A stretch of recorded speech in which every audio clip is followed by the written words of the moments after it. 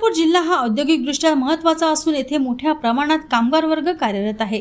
मात्र काही खासगी कंपन्या स्वतःच्या फायद्यासाठी अल्पवयीन मुलांकडून काम करून घेत असल्याच्या तक्रारी सातत्याने समोर येत होत्या।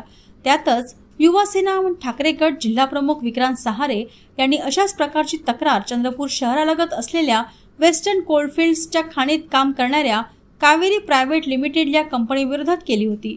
त्यावर महिला व बालकल्याण विभागाच्या पथकाने तात्काळ तपास करून छापा टाकला असता तिथे अल्पवयीन बालकामगार आढळून आले। या तपासाच्या आधारे दुर्गापूर पोलीस ठाण्यात भारतीय न्याय संहितेच्या विविध कलमान्वये कंपनी विरोधात गुन्हा दाखल करण्यात आला आहे।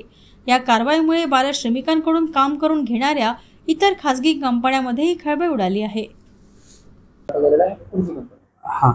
सर, एक आपल्या चंद्रपूरमधील एक कंपनी आहे कावेरी लिमिटेड कंपनी। त्यामध्ये हा मुलगा आम्हाला आढळून आलेला होता आणि तो अल्पवयीन असल्याची खात्री झाल्यानंतर त्या कंपनीवर आम्ही विविध कलमांमध्ये गुन्हा दाखल केलेला आहे।